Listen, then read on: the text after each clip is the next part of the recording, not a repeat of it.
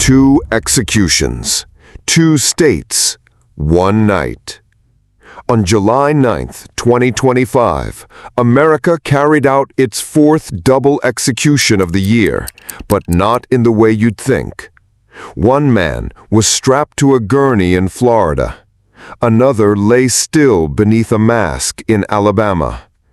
And what happened in those death chambers sparked outrage, grief, and a storm of questions the justice system still can't answer.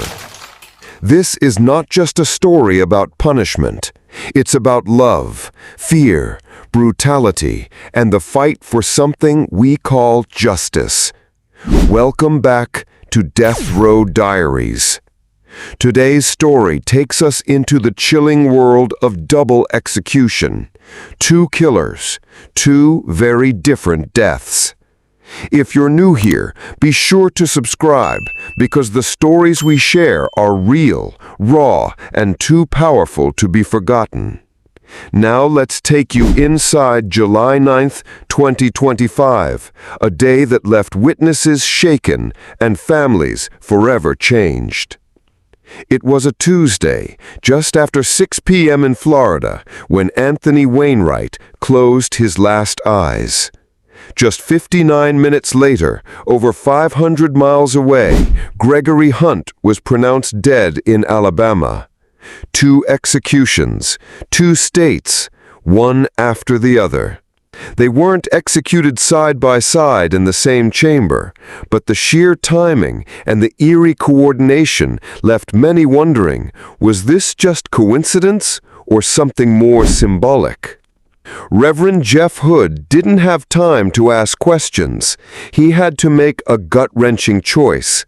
As the spiritual advisor to both condemned men, he could only be in one place: Anthony Wainwright or Gregory Hunt. One would die alone. One would die with someone to hold his hand. He chose Wainwright. And what he saw inside that chamber, he says he'll never forget. It was an unfathomable choice, Hood said, but someone had to be there. 2 men were about to die, one in silence, the other in gasps. But first, we need to talk about the method that's drawing national attention for all the wrong reasons. At 6:26 p.m. Central Time, Alabama executed Gregory Hunt using nitrogen hypoxia, a method that's supposed to be painless but has become one of the most controversial forms of execution in modern history. Inside the death chamber at the William C. Holman Correctional Facility, reporters and witnesses stared as Hunt lay strapped to a gurney. A white sheet covered his body. A mask covered his face. At 5:57 p.m., witnesses say Hunt began gasping for air. His head lifted. His body started to convulse. 2 minutes later, he groaned loudly. Then again. His fist remained clenched long after his breathing stopped. For the next few minutes, his chest rose and fell violently. His head twitched. His legs jerked. He was not unconscious, not instantly. He was suffering, one witness later said. You could see it, hear it, feel it.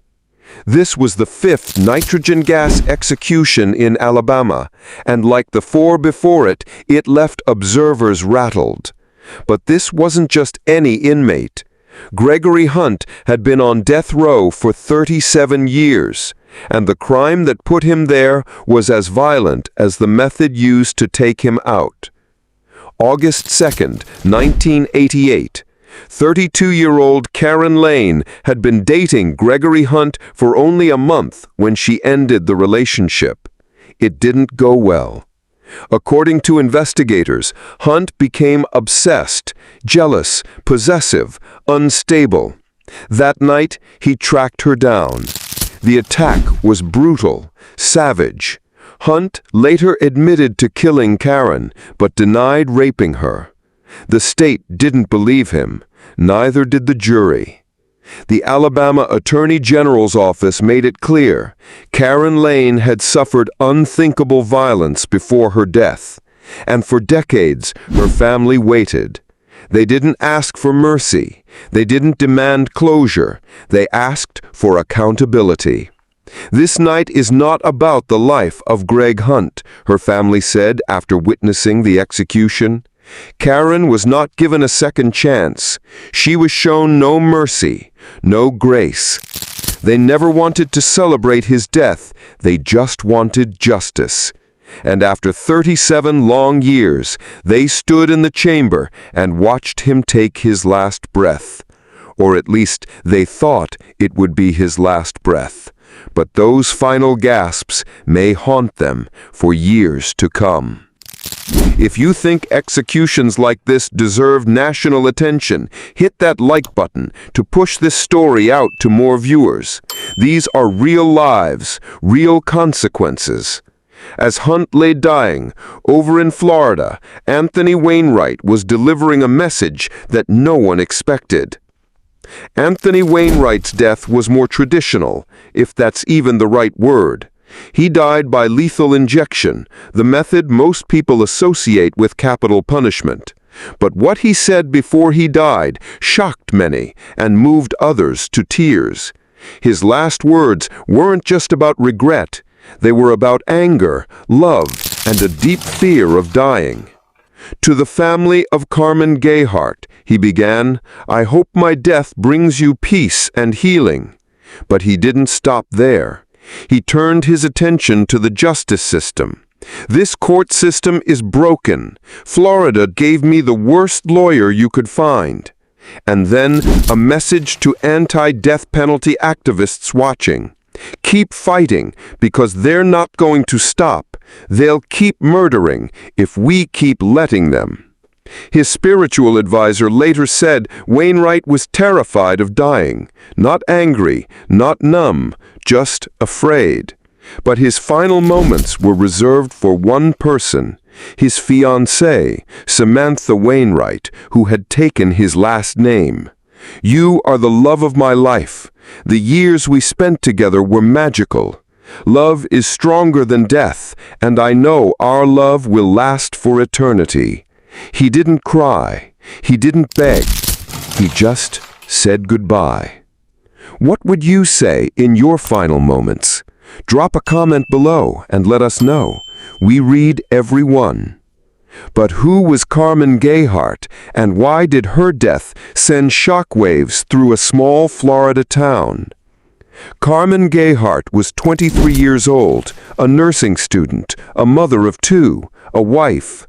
She had just moved into the dream home her family built in Fort White, Florida, a quiet, rural town in northern Florida. Her life was simple but full. She loved animals, cared for her children, and was studying to help others for a living. She had a future, a plan, a purpose.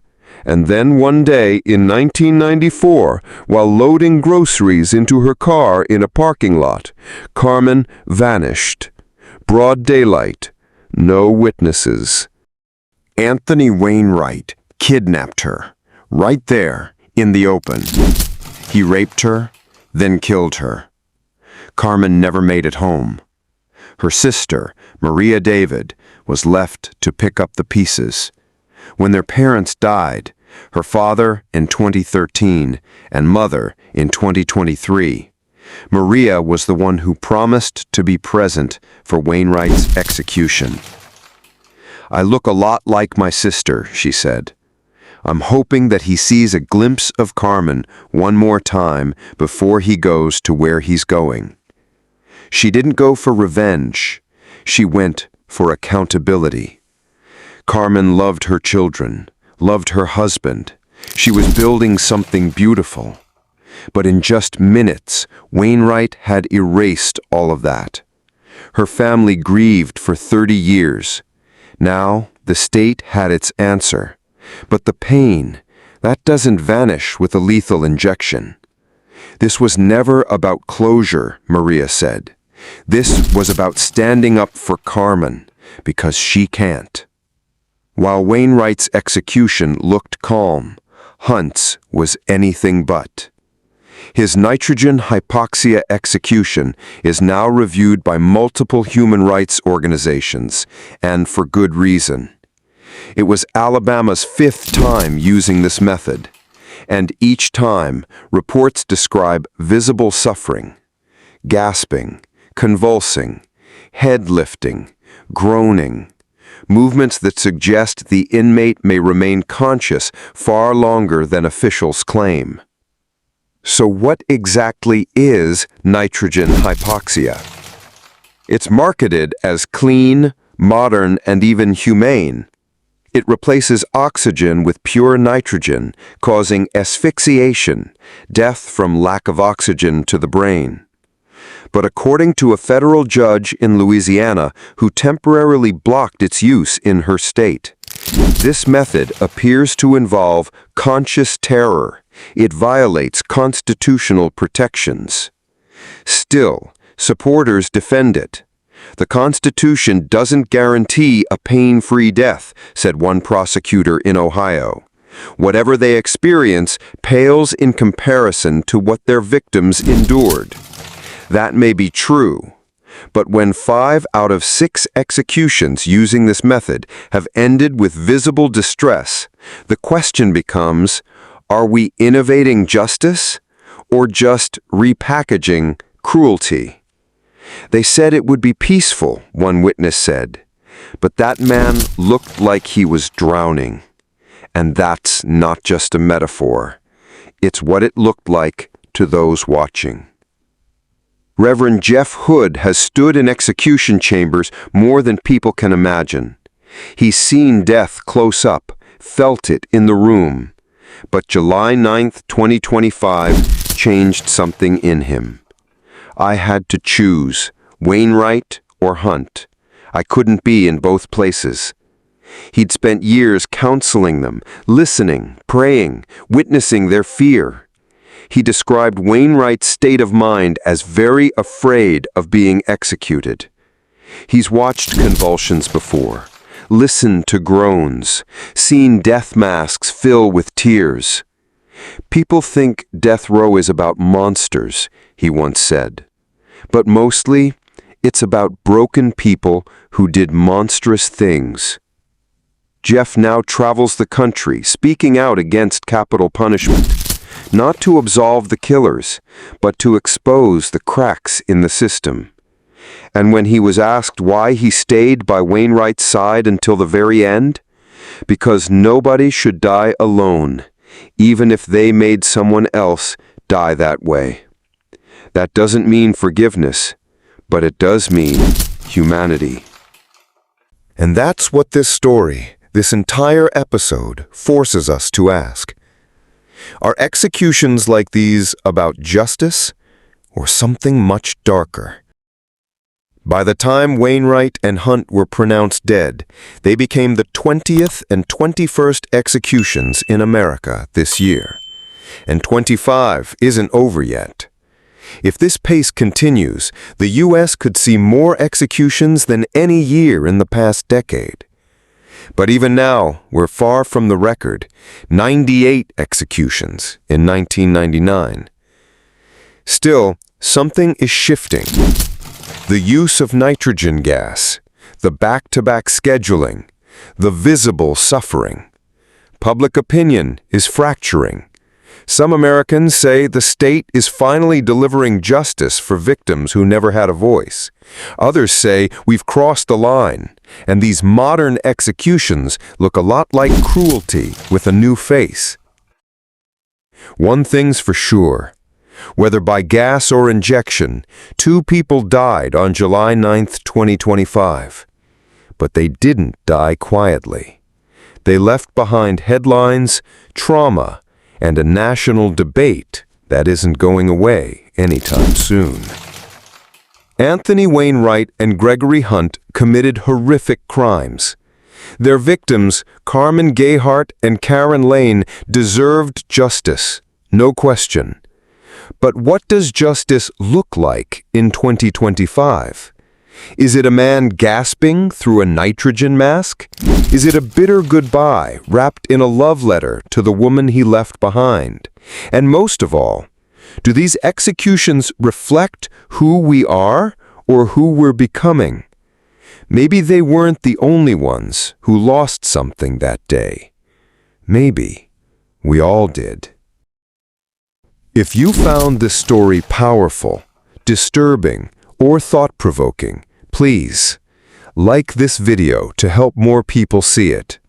Subscribe to Death Row Diaries for real stories that matter. And tell us in the comments, do you believe executions like these deliver justice or just more pain?